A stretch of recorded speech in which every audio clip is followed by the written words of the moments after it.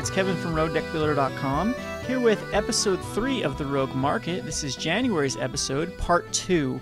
In this episode is going to be another review episode. I'm going to go over the standard cards that I picked in both episode 1 and episode 2, because there's been a lot of movement in those cards. And I know I already have reviewed the episode 1, but I'd like to go over those cards one more time and give you an update on where they have gone.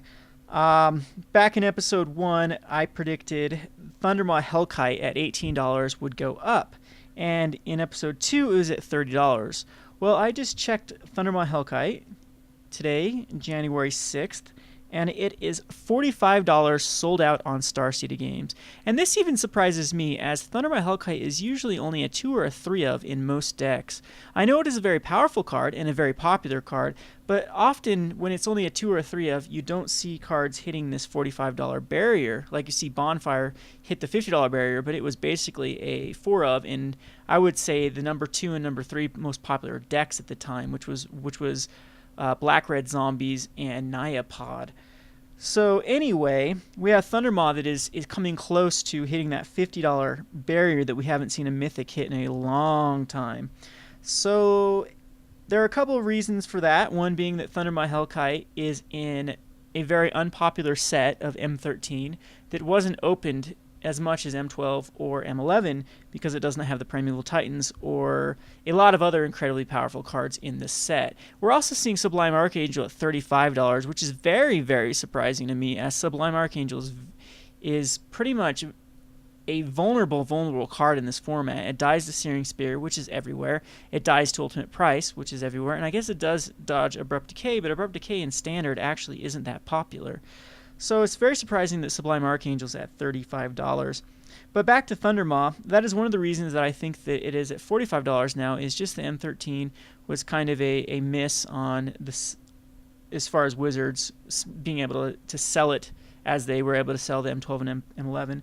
But Thundermaw has also found a home in Modern in Jund. What was happening was Jund kind of made the transition over to Lingering Jund, where they went to white, to 4-colored Jund now. They're splashing white for Lingering Souls as a way to kind of beat the mirror. It made Liliana that much worse, and actually that much better. You could just pitch a Lingering Souls and flash it back the next turn for 2 mana. And your opponent's Liliana, you could pitch a Lingering Souls 2 as well. So it made the mirror advantage go to the person who is the Lingering Jund version. So some savvy players decided to use Thundermaw Hellkite as an answer. And it's had mixed reviews. A lot of people love it, and a lot of people hate it. There was a cool video on Star City on their premium where I can't remember I can't remember Brad's last name, but he was playtesting against Scapeshift, and he actually hated the card. He hated Thundermaw Hellkite because both games he Dark Confidant into Thundermaw, costing him 5 life right there, and he just decided it wasn't the best of card. He'd rather have basically any other card in the deck, as Thundermaw was a little too slow in that matchup and is a little too slow in a lot of matchups. But nevertheless, it is very popular right now in Jund in Modern as an answer to those Lingering Souls, and it has hit $45. Now, where do I see this card in the future? I really haven't a clue how Gatecrash is going to be affected. Dimir seems very strong right now, and so does Orzhov.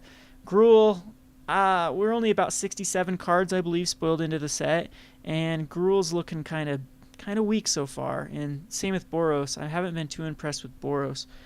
But Thundermaw should find a deck in either one of those, in either Boros or Gruul, and I see RG aggro or Boros aggro being a real thing down the road, especially with Skullcrack, with the making it so your opponent can't gain life on the turn they cast Thragtusk. If you haven't seen Skullcrack, I'll link it here. Basically, it is a new version of Flames of the Bloodhand. I actually like it better since it's 2 mana. I think it will be Modern and Legacy playable. And yeah, very, very powerful card. So the most powerful card out of Gatecrash so far is a red card, in my opinion. Anyway, moving back to Thundermaw, I'm sure it will still find a home in Red Deck Wins, Boros, and Gruul. So $45, I have a very, very hard time seeing Thundermaw going up more than $40. It could hit $60, you never know.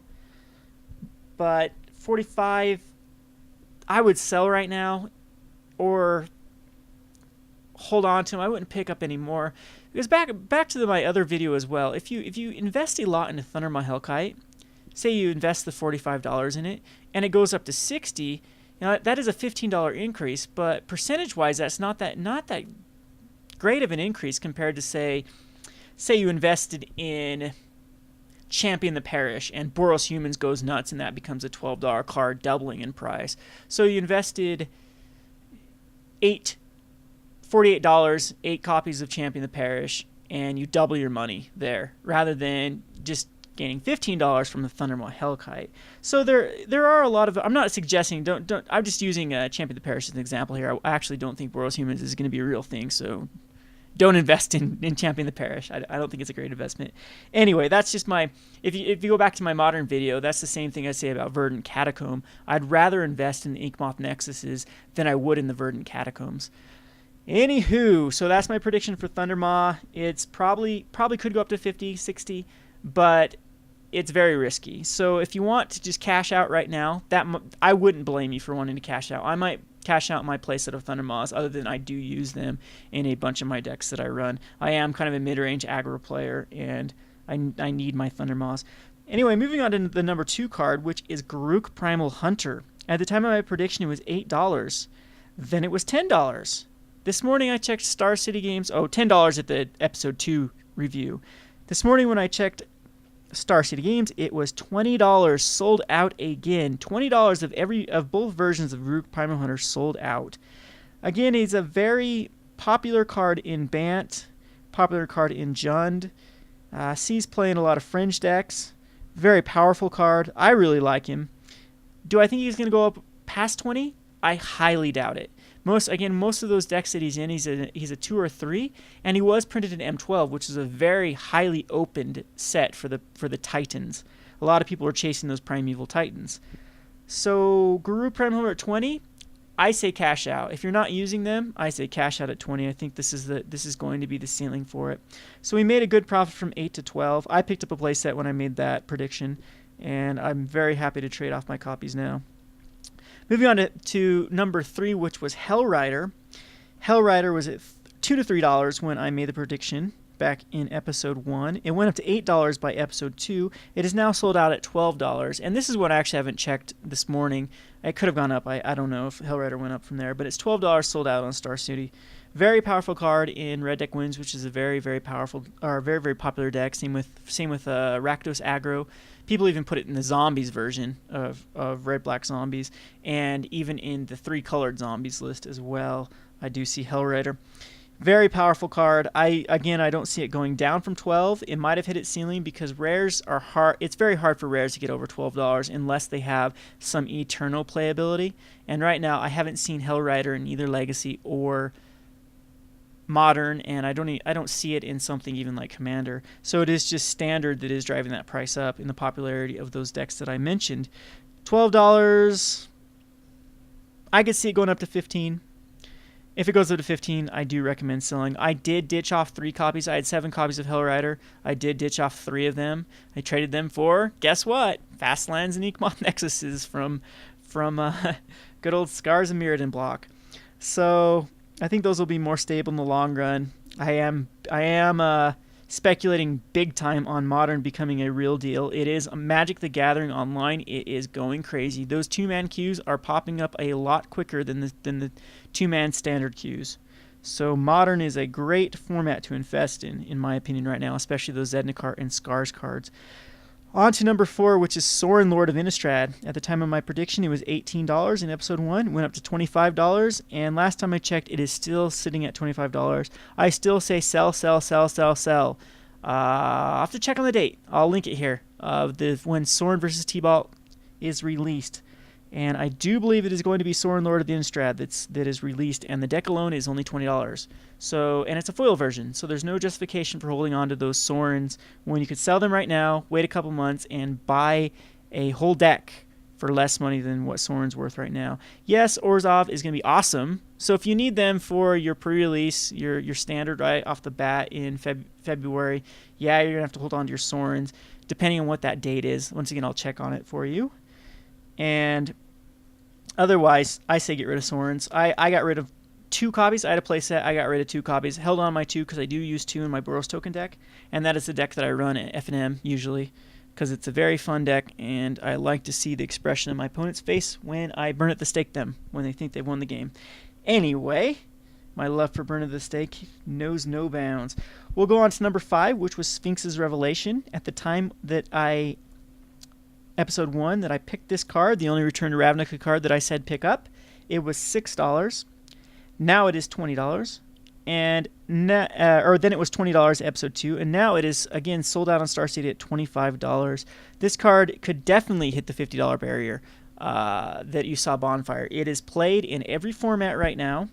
It is played as 4-ofs in a lot of these decks, and I do not see this price falling anytime soon. There are a lot of people that love the blue-white control decks, and this dude fits right there. And it's kind of the center of their deck. A lot of times the mirrors come down to who draws more Sphinx's Revelations. So you could still pick up Sphinx's Revelations, in my opinion, and make a profit. Ravnica is about as bottomed out as it's going to get. You'll see prices start to slowly increase when Gatecrash comes out, due to, once again, Magic the Gathering Online giving Gatecrash as the prize. So that means less redemption sets flooding eBay. And it also means people in the real-life tournaments are going to be buying Gatecrash now instead of Return to Ravnica. Therefore, the supply will begin to kind of dry out, and the new players that are starting out in Gatecrash will need to pick up Return to Ravnica cards, and the price will eventually start increasing again. Now, I'm going to do something different in this one. I'm going to do some picks that I completely missed, or some cards that I completely missed that you should have picked up. The first of these cards that I should have picked back in episode 1 was Restoration Angel. Restoration Angel was sitting around $8 to $10 at the time of episode 1, and partly due to the fact that Avacyn was opened a lot during that time period. People were bonfire chasing, and so a lot of Restoration Angels were in the market. But also, Restoration Angel was a promo for the launch release of Return to Ravnica. And so there's a lot of those foil alternate artwork copies going around that of course affected the price of Restoration Angel. But now, checking the prices today, it is sold out on Star City at $18. And so we're probably thinking it's going to go up to $20 to $25 easily, kind of following the Snapcaster Mage trend, as it is being played a lot in Modern, especially recently. There is a lot of Modern decks that are going to Restoration Angel and using Snapcaster in those kind of white-blue control tempo decks. So Restoration Angel, if I would have picked that back in October, November, would have seen an increase from 8 to 20. The next card is Cavern of Souls. Cavern of Souls bottomed out at 15. People were not using it at the start of Return to Ravnica. That all changed when UWR Flash and Blue-White Flash became, and even Banned, became big deal decks. And you see Caverns now being jammed into even 4 and 5 color decks with multiple creature types, just because you need a certain creature not to be countered. And we've seen Caverns jump back up to $25, which I think its high was $30 at the release of Avacyn. And then, like I said before, with the number of Avacyn packs being opened, it kind of diluted the value of Caverns, and now you've seen it rebound back up to $25, which is an important trend to kind of notate and base Return to Ravnica off of. Return to Ravnica we're seeing right now is at its bottom. Every one of those rares is as low as it's probably going to get. We see Loxodon Smiter at 4. We see Lotleth Troll at 4. We see Abrupt Decay at 7, and Dreadbore at like 3 to 4, and Supreme Verdict even at like $4 to $5. I think those are the bottom for these cards, especially if they stay inconsistent. If they find homes in the new Gatecrash decks or stay consistent in the Return to Ravnica decks, that they will eventually go up in value the same way that Restoration Angel and Caverns of Souls have rebounded. So if I would have picked Cavern of Souls back then at the $15 bottom, it would have had an increase to $25. Another miss on our part. The next one is Predator Ooze. I don't know if I can actually make Predatory Ooze as a prediction for this month's Rogue Market or not, as it's very, very, very risky. We don't know how well it's going to do. The reason why it has jumped from $2 to $5 is it did find a home in both Mono Green and Golgari Aggro. and they use Predatory Ooze in combination with Tracker, Ulvenwald Tracker. And it's a great card. It gets really big. It's indestructible, so it completely dodges Supreme Verdict. However, it does not dodge Azorius Charm nor Terminus, so Predatory Ooze does still fall prey to those two cards, pun intended. $5, triple green. I have a hard time, even if this card becomes so popular and used in a certain aggro green deck, that's just one deck that it's going to be used in. I have a hard time seeing Predatory Ooze follow the trend of Hellrider. I see it more of following the trend of Messenger or even Champion of the Parish, where the deck that it does see a lot of play in, it will keep its price consistent at $5 to $8, but I don't think it will go up much higher than that. So if Predatory Ooze would have been a great pickup at $2, and we could sell it off at $5 right now, but I completely missed that mark. Number 4, I'm going to combine two cards because they've kind of followed the same trend, which is Jace Memory Adept and Liliana of the Dark Realms. I would say Liliana of the Dark Realms is a better pickup right now if you're going to pick it up. They're both at $15, and they both were at $8 at the start of November. Liliana Dark Realms is his first printing. It hasn't seen much play, if any play at all, but we're expecting that to change with the addition of the two swamps that we are getting out of Gatecrash. We are getting the Dimir and the Orzhov. What are they called? Watery Grave and Godless Shrine. And that makes Liliana of the Dark Realms that much powerful, as she can go, as the wording on her text is search your library for a swamp. And since those are both swamps, you can actually go and fix your hand, or fix your mana base with Liliana of the Dark Realms.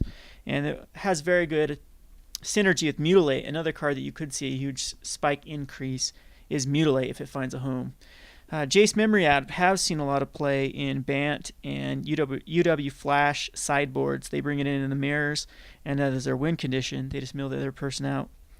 So they basically doubled in price since November, and I completely missed that boat. On to the last one, which actually doesn't seem like as impressive, but when you actually do the math, it is the most impressive out of any of these.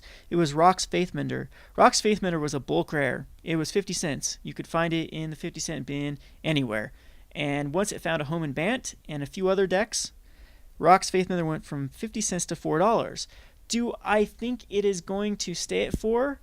I don't know. Probably. Like I said, M13 is such a horribly open set, but we might see that change now. There's now a $45 card. There's now a $35 card. There's still a $25 rare in that set. There's still a few other chase cards out of that set that I think people are going to start opening more M13s. I've seen it at my local store. M13 basically was never purchased, and now I'm seeing a lot of M13 cards floating around as people are using their prize packs. At my local store, you win a tournament, you get a certain amount of packs. And everyone was choosing Return Ravnica or Innistrad for their prize, and now I'm seeing a lot of people actually chasing the M13 for those Thundermaws. So you might see the Rhox Faithmenders actually go down in price a little bit. So anywho, that was my list of the cards that we missed. Number 1 being Restoration Angel, 2 being Caverns of Souls, 3 being Predatory Ooze, 4 being Jace Memory and Liliana, the Dark Realms, the 2 mythics out of M13, and 5 being Rhox Faithmender. Anywho, this is Kevin from RogueDeckBuilder.com. Thanks for watching, and I will have the Rogue Market 3.3, which I'll go over episodes 2's predictions, coming shortly. Thanks for watching.